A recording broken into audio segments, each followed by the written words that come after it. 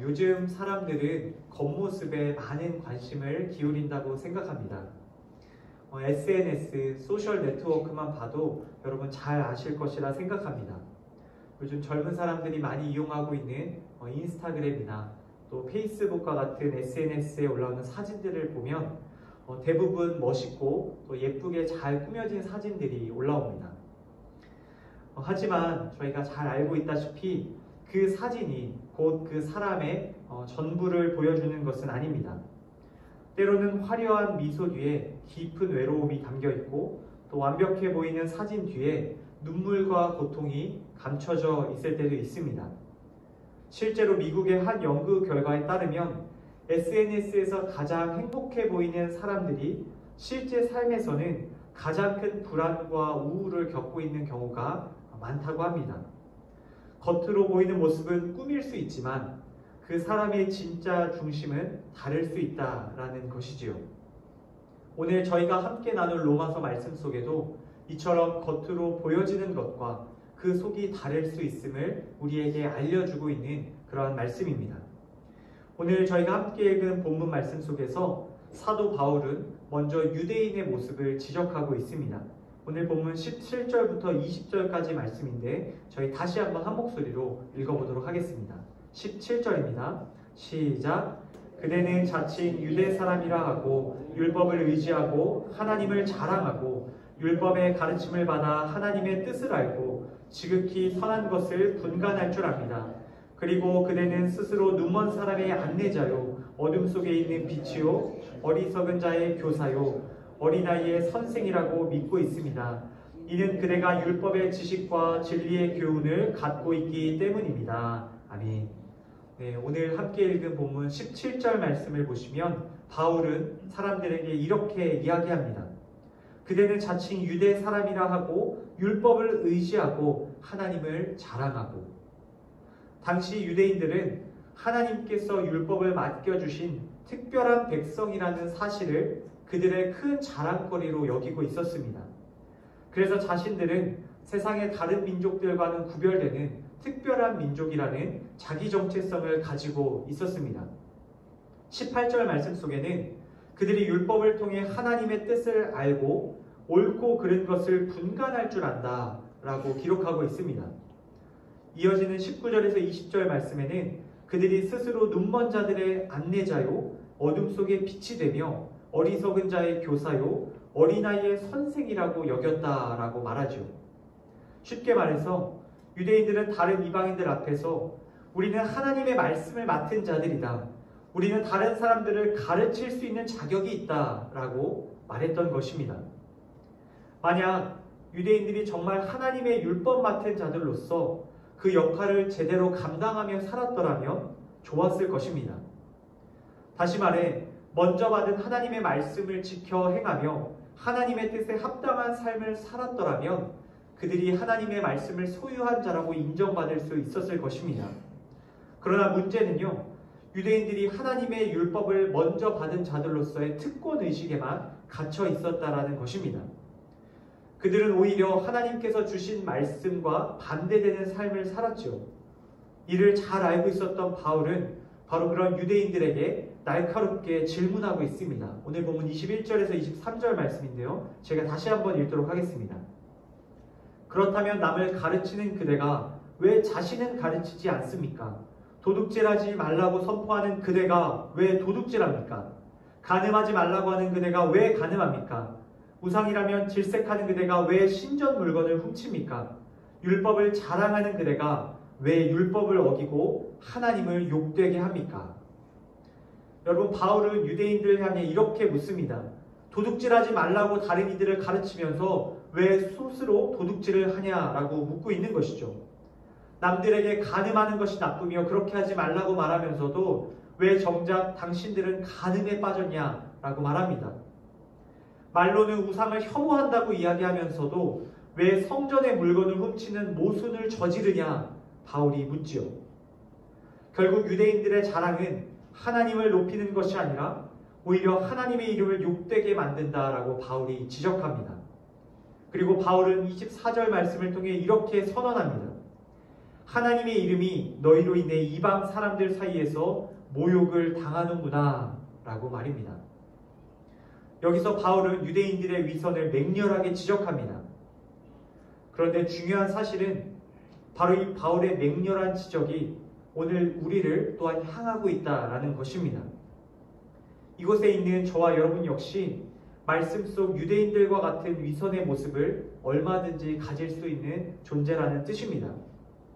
하나님의 말씀인 성경을 많이 안다고 해서, 또한 교회를 오래 다녔다고 해서, 교회의 문화와 생활에 익숙해졌다고 해서, 기독교의 교리와 전통을 많이 알고 그것을 잘 지켜낸다고 해서 그것이 곧 하나님의 거룩한 백성이라는 징표가 될 수는 없다라는 것입니다.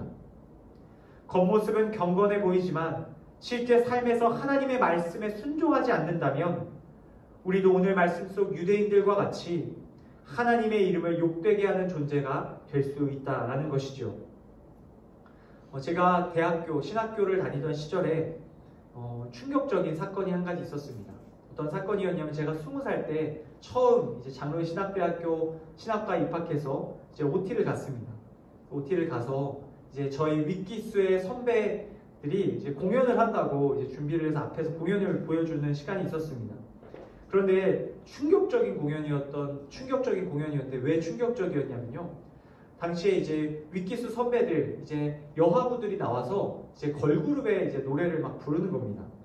근데 걸그룹의 노래를 불렀다는 것이 충격적인 것이 아니라 너무 아름답게 무대를 했는데 공연이 끝나고 나서 알게 된 사실인데 그 앞에서 공연했던 6명의 걸그룹 멤버들이 전부 다 남자 선배들이었다는 사실입니다. 남학생 선배들이, 저희 윗기수 선배들이 여장을 하고 이제 앞에서 걸그룹 노래와 또 춤을 췄던 겁니다. 저희는 너무나 이렇게 예쁜 여하부 누나들이 올라와서 당연히 이제 여자 신학과 선배님들이겠구나 생각했는데 그분들이 여자분들이란 걸 나중에 알고 큰 충격에 빠졌습니다. 여러분, 겉모습이 아무리 여자 같아도 알고 보면 남자였던 것이죠. 여러분, 오늘 말씀 속 유대인들도 그들의 겉모습은 하나님의 백성다워 보였습니다. 그러나 사실 그들의 중심을 살펴보니 그들은 하나님의 백성답지 못했던 모습을 갖고 있었다라는 것이죠. 여러분, 그 대표적인, 그들을 하나님의 백성으로 불리게 만들었던 대표적인 표징 중에 하나가 바로 유대인들이 자랑하던 할례라는 것입니다. 여러분, 할례는 하나님께서 아브라함과 언약을 맺으실 때 사람들에게 주셨던 외적인 표식입니다. 그래서 유대인들은 할례가 자신들을 하나님의 백성으로 증명해 준다라고 이야기했었죠. 그러나 바울은 그러한 유대인들에게 이렇게 이야기합니다. 25절 말씀인데 우리 같이 한번 읽도록 하겠습니다. 25절 함께 읽습니다. 시작. 그대가 율법을 행하면 할례는 가치가 있습니다. 그러나 그대가 율법을 어기면 그대의 할례는 무할례와 같습니다. 여러분, 다시 말해 몸에 표시가 있다고 해서 그것이 하나님과의 관계를 보장해 주는 것은 아니다라고 이야기하고 있는 것이죠. 심지어 바울은 충격적인 선언을 합니다. 26절 말씀인데 제가 읽도록 하겠습니다.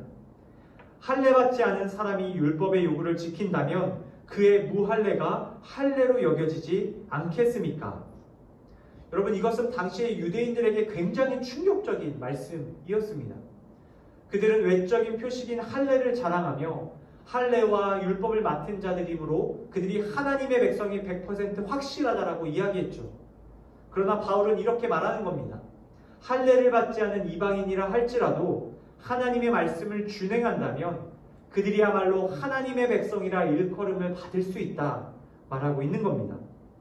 혈통적인 유대인이 아니라 할지라도 그 마음의 중심에 하나님을 경외하며 하나님의 뜻에 순종하는 자라면 그가 누구든지 하나님의 참된 백성이 될 수 있다 이야기하고 있습니다. 여러분, 이 말씀은 당시 유대인들의 자존심을 뒤흔드는 이야기였습니다. 유대인들은 그들이 하나님의 특별한 백성이라는 특권의식에 사로잡혀 그것을 자랑하는 그 맛에 살고 있었기 때문입니다. 바울은 하나님 앞에서 중요한 것은 혈통이나 외적인 표식이 아니라 그 중심, 바로 하나님께서 보시는 마음의 중심이다. 삶으로 드러나는 순종의 모습이다 말씀하고 있습니다. 여러분, 오늘 본문 29절 마지막 말씀을 통해 바울은 다시 한번 강조합니다. 우리 같이 29절 말씀, 마지막 말씀을 함께 읽도록 하겠습니다. 시작. 오히려 속사람이 유대 사람이라야 참 유대 사람이며 문자화된 율법에 의해서가 아니라 성령으로 마음에 받은 할례가 참 할례입니다.